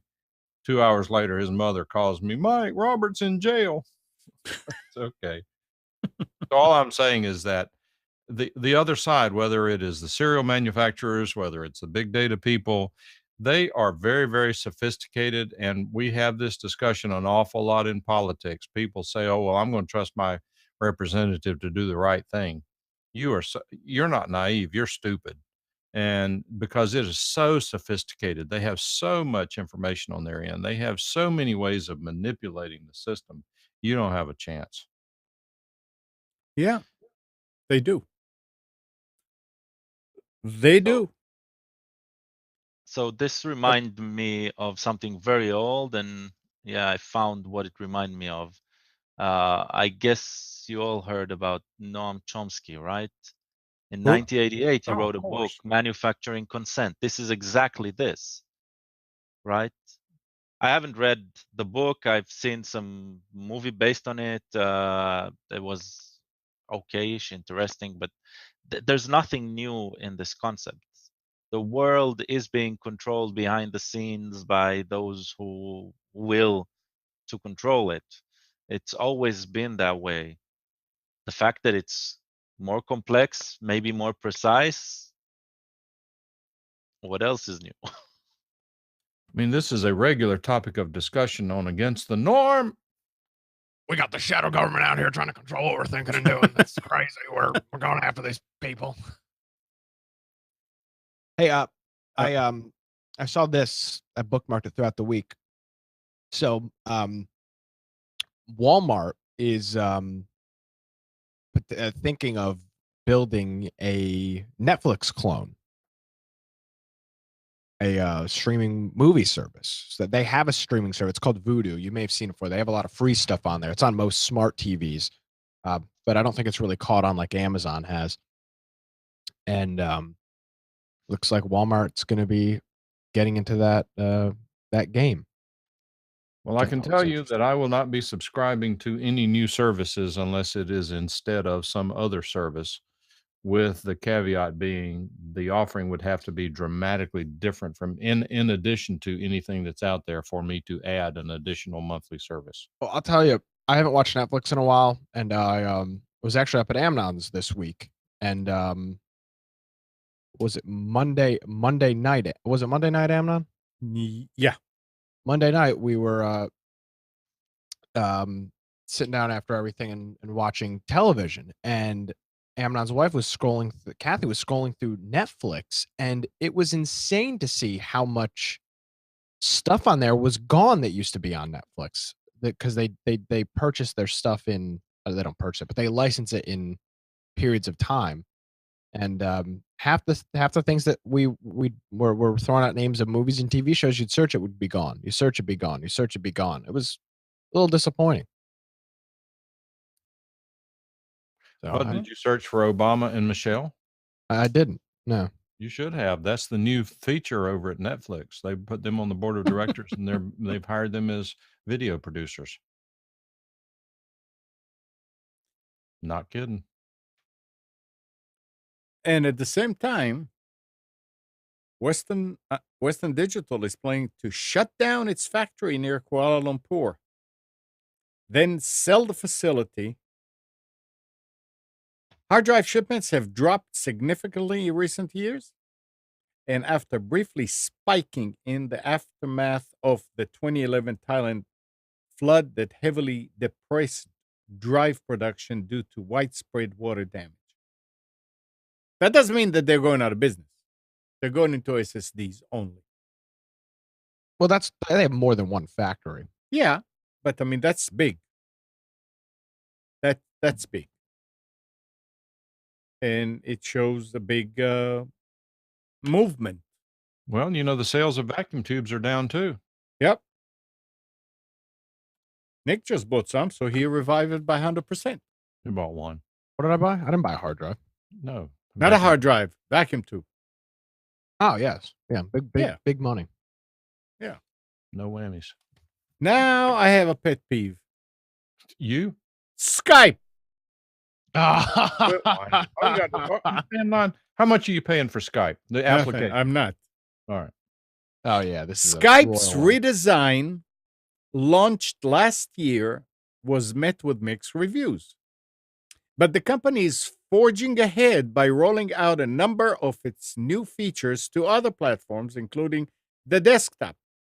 As Microsoft today, this was last week, is launching Skype version 8.0 that will replace version 7.0, aka Skype Classic. The latter, which will no longer function after September 1st, 2018. I'll get to the story, to my story later. The new release introduced a variety of features, including HD video and screen sharing in calls, support for it mentions in chat, a chat media gallery, file and media sharing up to 300 megabyte, and more. And by the way, Nick, the new Skype has NDI in it, and I found it, and it's there. Yes, it does. Yep. But does it support ASIO sound drivers? There's no mention here, and let me tell you something. They took a whole lot of stuff out. Do you know how it wasn't necessary? They took a lot of stuff out that is still functioning in the one I'm using here now, the Classic. I found out you cannot change sounds. There are no sounds. There is no way to change or to tell it which sound to play when. This is because true. I see that. It's only in Windows 10 you can do it by changing the Windows sound, which have Skype in them. There are no Skype. Go to the download section and see that you can no longer download Skype Classic, or did you not know that? You can no longer. Not only that, I had it because I downloaded it a couple of months ago. After I put it on and I said, "Oh shoot, this is the same that old one. Let me put the old one back." No, you cannot anymore. It says, "Oh, this installer is not supported. You can't work with it." I couldn't reinstall the older version that I installed 2 months ago. Well, they're getting rid of it. I know. Versions down. But they say they're getting rid of it September 1st. So let me install this one. No, you cannot. If you uninstalled it, you cannot reinstall it. I've been using Skype on mobile for obviously quite some time, back and forth, and this is the Skype for mobile. Well, no, this is exactly what Skype for mobile looks like. This is Skype desktop. I'm saying, I understand. Yeah, the mobile version of Skype has looked like this for months, right? And so they've tried it out on mobile, and it works great on mobile. but I mean, it doesn't look great on don't the PC. misunderstand. By the end of the day, after playing with it and you telling me about the themes and this and that and the other, I mean, it's usable. It's fine. We'll Yeah, get that's used to fine. it. It's mainly we're not used to it. But the sound, if I have to change Skype here and somebody's calling and I have to hear the music instead of the blip, that's a problem. So here I have Windows 10. It's fine. It's Oh, yeah, I fixable. forgot. That's right. It's fixable. Yeah. As long Well, as you can assign the ringtone to a separate speaker still. You cannot. there is no ringtone. You cannot assign ringtone. You can either have in-app audio or no audio. Yep. There is no way to say I want for the ring to do this, for the chat to do this. It's all built in, so to speak. And Gal was looking for it yesterday when he was here. He said we can probably change the file itself. Couldn't find one. It's buried somewhere within the program. But anyway, it will also. This is big government trying to control us, ladies and gentlemen. It's what? This is big government trying to control Well, us. I don't know. It's big data trying to control us. Microsoft, they want to own you. It They know will what you- also add several more features this summer, including, most notably, support for encrypted audio calls, texts, and file sharing, as well as built-in call recording. The 8.0 release follows on the update to Skype Desktop that rolled out last fall, largely focusing on upgrading the visual element of new design, like the color coding in chat messages and reaction emojis. This release also includes the chat media gallery and the sharing support, which are touted as new today, but may have already hit your desktop. That color, I mean, it was weird and big text and all that. And I said, how do you change that? And there you used to just click tools and go to the settings. No, now there are two places to do it. There are those three dots like in Chrome on the upper right, and you figure, okay, that's and sure enough, that's the settings.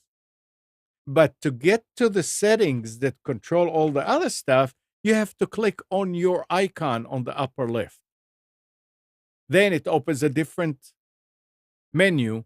That part of this menu is the settings itself. I mean, who would think? I mean, you have that icon, those three little dots that says these are the settings. Put everything there. Why go suddenly and you click on your icon, on your profile picture, in order to open other ones? And then Nick was saying, yeah, you need to change theme, and looking. Finally, I went and I Googled and stuff, and they said, oh yeah, you need to click on that. But it's there. I'm sure there are other idiosyncrasies in it that will come up as time goes on, and maybe people will figure out how to do this or that.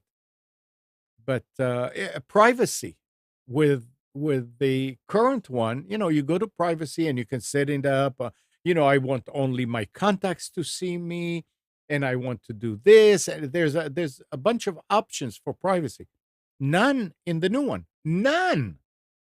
So I'm figuring it's using the privacy settings that Windows 10 has in it.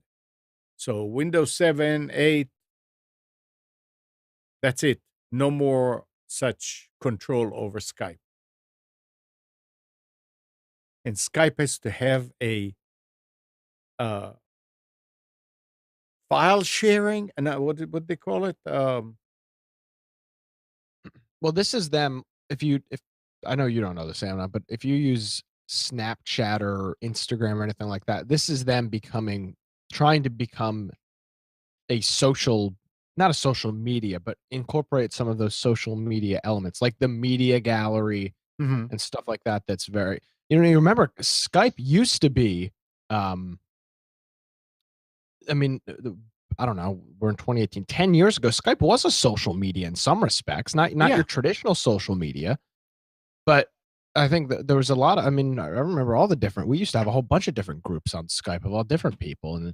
And over the years that has that has really faded away. So I think they're trying to get back into that.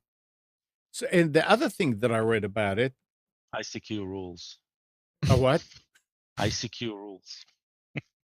Isn't the current Skype that we're using, that's not 8, the classic, it's HD. I mean, yeah. They're talking about this one being something new. It's HD now. Well, I'm saying, I mean, what's the it's called, difference? they're just marketing it. I don't know. Well, look who's here. Donovan, welcome. Oh, in the chat. Yeah. And Donovan's bringing up Discord video. Discord video works quite well. And their audio quality is much better than Skype's.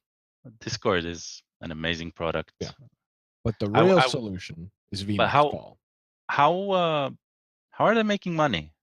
They have a turbo program that you can pay for an individual user. I think they're eventually going to start charging for servers, which I wouldn't mind paying for.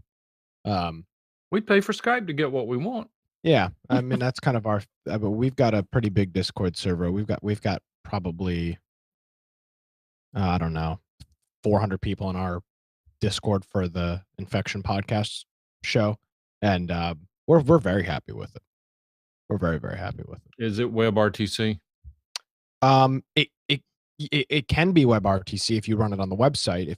But you can also download the app. That's what's so cool about it, is you can run it anywhere. Like you can open up discordapp.com, log into your account, and connect to a video call, or connect to a chat call as if it was installed on a computer, which is cool. So that part is WebRTC, yes.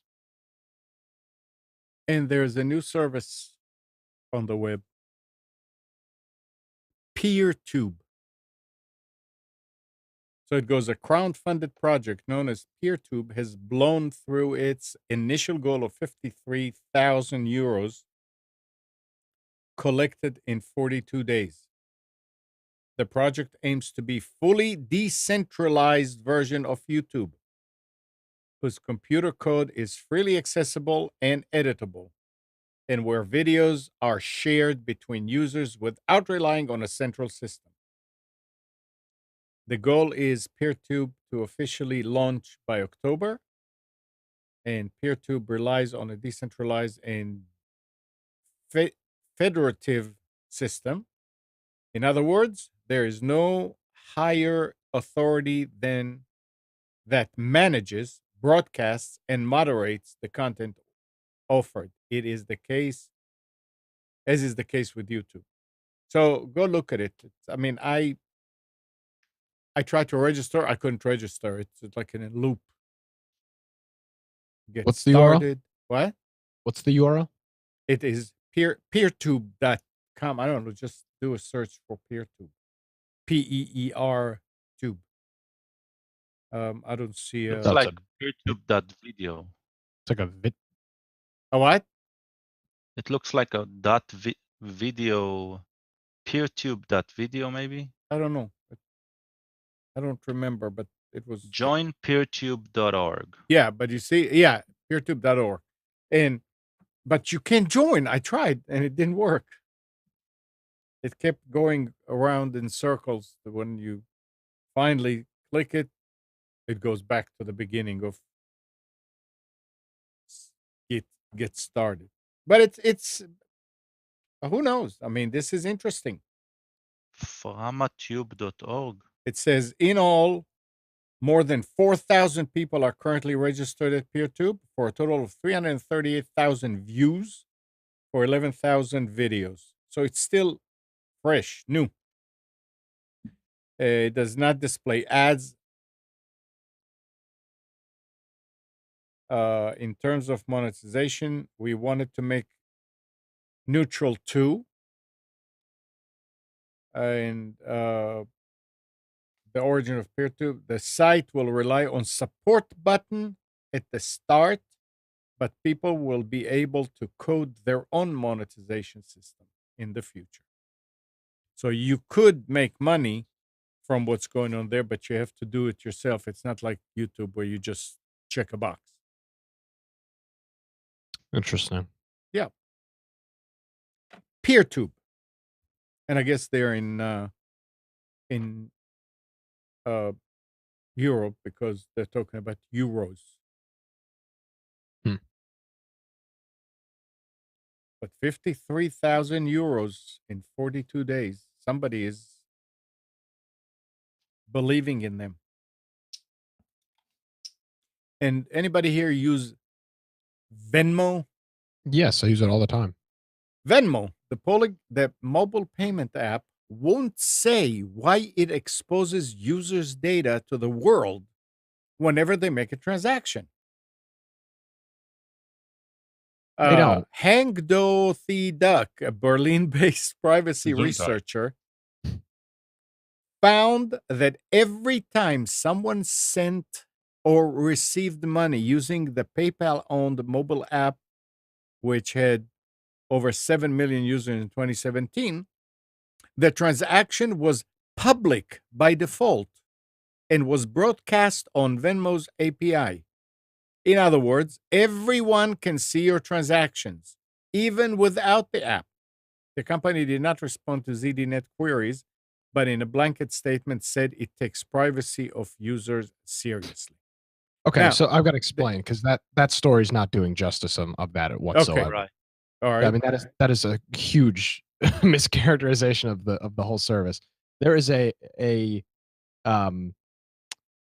there's a tab, a section in Venmo that is a globe, and it shows all of the transactions. Now it doesn't show how much the transaction is for. No, right. But it shows who's sending it to who, and the whole thing with that is you put something funny in there, and or you put what's in there, and that's part. It's a social network. They said type thing. that people don't see any of the details, but they No. know that you bought something from somebody. Yeah, I mean, I'm looking at this right now. I'm refreshing this right now, and there's hundreds of transactions popping up every second I refresh this. So some girl just paid some other girl for an Airbnb. Some guy just paid somebody else saying August's rent. That's the whole thing with this app. It's kind of a, and I have friends on here. I think it links through Twitter or Facebook. Yeah. So I can see my friends, people I know, sending money back and forth to each other. This was actually, you remember, guys, I talked about a podcast called Reply All, and they actually did a complete show only about these special, the backstories behind those transactions. One of the journalists, they went and tracked a few of those people, and after tracking some of the transaction and their descriptions and finding interesting stories in them, it's a unique feature of this specific service. Yeah. And it's their attempt of creating a social network around money, something that seems to be so taboo in such a way that somebody writes an angry article without really understanding what's behind it. But every social network, even Facebook with its horrible track record of privacy, right, has privacy settings there for your control, right? So this is another aspect of it. It's, well, I mean, you can choose to participate or not. They were saying that there's no private, no personal data. Who the hell wrote this article? Financial. What publication was this? This is from Slashdot. Yeah, no, this is from ZDNet. I'm sorry. I mean, what the hell? What is ZDNet thinking? I mean, I don't know. This app has been out for 5-6 years. No, I mean, I can say one of my best friends sent my other best friend some money, and the description of it is the pizza emoticon. That's the whole thing with the app. They bought it. Somebody bought one of the other dinner, and the one didn't have cash or didn't whatever. I mean, I use it all the time for stuff like that. Okay, well, I mean, they did not say that it's a problem, and they said that Venmo said that they take privacy of users seriously, and obviously to just say I bought the and you can turn it off if you want to, I guess, because they say it's by default. If I went to send, let's see, I'm going to try to send this person money right now. Yeah, there's a thing right here, right at the bottom, right before I click pay, it says actually by default, my default is actually private. I set that up Okay. for my Yeah. account. So you So can. I can Yeah. do private, friends, so it's visible to the sender, the recipient, and my friends and their friends, or Mhm. public Mhm. to everybody. Yeah. And it's right. It's not hidden in the settings. It's right next to where you click pay. Right. Yeah. Is what it's doing. So I don't like articles like that. Mischaracterization. Nick, how many times did you drop your phone? You know, surprisingly not yet, but I'll probably drop it today and break it on the concrete. When I Thanks leave to the you, house. Ethel. Happened to me. Mike, Oh, you? I have. I'll send you a bill. Well, Take a look at this. Oh, jeez. Put it Well, up we there. don't Put need it to up get there it again. here. When we talk over what you have to do is, Gall, you have to say something. So that Yeah, I we- know. Put it. No, here. Look at this. Oh Damn. gosh. This is not a fall. This is actually a throw. what This were you is doing? not my phone. It was my son's. He I'm threw now it at embarrassing somebody. him on over the air. So yeah. So this is look at the screen. It's intact. Yeah. Unfortunately, not working. It does switch on, but something disconnected with the screen, so it's gone. No, there's a guy here in So- town who can fix it. Must have been a hardcore game of Fortnite to throw the phone at the wall like that. Well, something like that. Really? not Fortnite, but Girl, I think a discussion of some sorts. Now you got to tell us. I don't know the deal. I wasn't Yeah. there, but I saw the result. girl. But anyway, Corning just announced its most durable glass yet, Gorilla Glass 6. The company says that the glass will survive up to 15 drops from a 1 meter height, 3 feet, and can be up to 2 times better than Gorilla Glass 5. Don't just so you- ever use the words up to with me. Yeah, that's You true. know that 0 is up to 15. Yeah, that's a good point. Corning's actually got a big plant here in Wilmington. And in Hickory.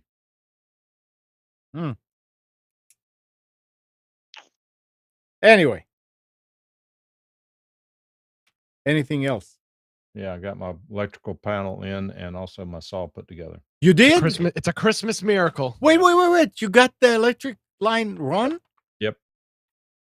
Are Yep. you satisfied with the work and the cost? Satisfied with the work, satisfied with the cost. Good. Not happy with the way they finally had to do it, but I'll get over it. All right.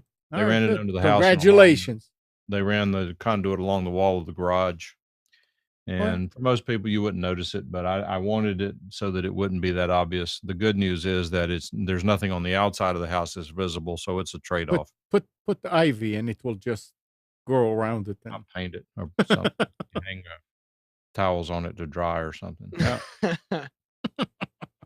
And the saw is also put together. I hired a guy from the store where we bought it to put the saw together. I didn't want to fight it. It took him 4 hours, and he's done 5 of them. When are you making your initial cut? Maybe today. I have to get dust collection for it. I'm upset I can't be there for it. Oh, well. I'll try to make it without you. I need some shells made. Okay. Go get you some nails and a hammer and go over to Lowe's. What I used to do. All right.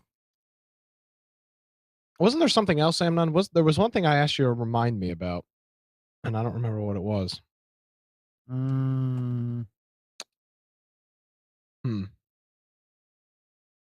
If you asked me to remind you, I must have said, yeah, but remind me to remind you. Yeah, probably. And then I forgot to remind you to remind me. You have to write it down. Yeah, well, Think. We'll figure it out. Well, today has been a good show. We've had some good friends to show up again. Steve has come back. That's always a thrill. And Tish is back. I wonder if Amnon was paying these people to come back and listen. I don't know what happened. I'm not allowed to say. Uh-oh. Well, Paltalk, hey. I told you what happened with Steve. Paltalk is down. Oh, No. Paltalk's still working, and I've got a very successful room there now, which is good, and I'm enjoying it thoroughly. really? Good. Is Gary still there? Gary's still there, yeah. In fact, I had a quick chat with him about a month or so ago, and he does remember me, which is a surprise. No, he's got a good memory. He's working with Fox in the U.S. now. Oh, really? Yeah, he's on Fox Radio. Yeah, he's still doing his news broadcast there. Yeah, I like Gary. I don't know how he's working for Fox, considering his predilection towards certain things, but he's doing it. I guess you got to pay the rent. I like Gary. He's a good guy. Oh, Amnon, I don't know if you said at the beginning of the show, Spence is made it up to Oh yeah, Spence Alaska. is in Alaska and communicating and Yeah, I'll post a link to his page. He's got a page that he publishes called the Moose On Chronicles. Facebook. Facebook. So I'm pretty sure it's a public group. So Yeah. if you're interested in it, you can join there. He posts there was some parade or something going on yesterday in town. He posted probably a half a dozen pictures and videos. Looks like he's got good cell service because he's posting all over the place. Yep. And he said he might join us at some point or another. He will. I know he will. I mean, he may join once, but I mean, it's get way up too and early for him. Oh, I know, but just to be people to know, he said he'll try to join Yeah. at some point or another. All right. Well, anything else that anybody wants to add? Yeah, I guess had that- something, but I don't remember what it was. Oh, if you think about it, next week, if you're interested, we'll talk about some things I've learned about creating PDFs. Yeah, that's always a good thing to talk Ooh. about. Yeah, Yeah, absolutely. it's very technical, and my explanation would probably leave a lot to be desired. But for anyone who's having the problem, it will help you understand that where the problem is, and you can probably do as well as I Yeah. can finding a solution for it. But just sort of make a note to remind me about PDF next week. I'll remind Amnon. He'll remind you. Okay, that's good. Okay. At the chat room, you better remind us because Nick is distracted and Amnon and I are losing our minds. So. Yeah. We need somebody to remind us. I'll I'll put a put it sticky on note on the wall. IFTTT. Gall, can you remind us next week to talk about PDF? Steve, you can come back and you can remind us. Of course, Steve's as old as we are, so. Because the difficult thing is we've got nothing to write these things down on. You know, if only we had something like, I don't know, a notepad. Look at this. I got notepads. I You've got got notepads on on the computer. I write it down, then I lose the dang note. That's why I don't write anything down on paper because it gets shuffled under stuff and thrown away. Stick it on the computer. You can't go wrong. Leave an icon on your desktop. You think, what's that doing there? Oh, I remember now. You've never seen my desktop. That wouldn't do me any good. All right, guys. All right. Well, thanks. Thanks, Gal, Nick, Mike, Steve, everybody in the chat. And good morning, Kathy, Hannah, Nabil, Mac, Norm, Katie, and Dana. Thank you for tuning to Computers 2K Now. We hope you enjoyed and maybe learned something from our time together. Remember to practice safe computing, back up your hard drive, and update your virus scanner. We'll be back here next Sunday at 9, but you can always reach us at computers2know.com. While you're at it, like us on Facebook and subscribe to our YouTube channel. Tonight at 7, Nick Craig hosts Against the Norm. Right, Nick? Yes, sir. Big show this evening. Okay, on Wilmington's Big Talker, 106.7 FM. And you can listen to him anywhere in the world through TuneIn. See you next week.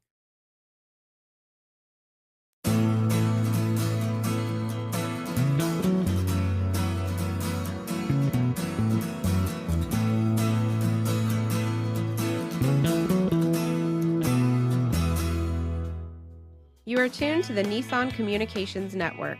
If you tuned in too late, you can always watch each program in its entirety or download an MP3 audio file of it in the archives section at nissancommunications.com. Don't forget to subscribe to our YouTube channel, follow us on Twitter, and like us on Facebook. Sponsored by Telestream's Wirecast software, StreamingGear.com, Carolina Apparel, and DeltaForce.net.